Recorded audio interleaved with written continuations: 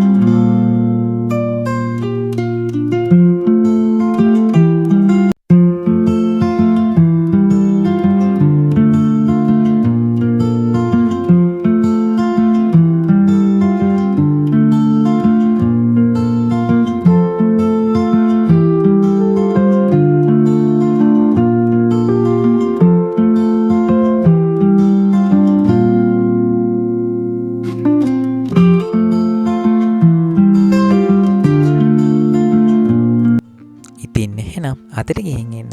මම රන්දික මුරා ඩයරිස් සමගින්.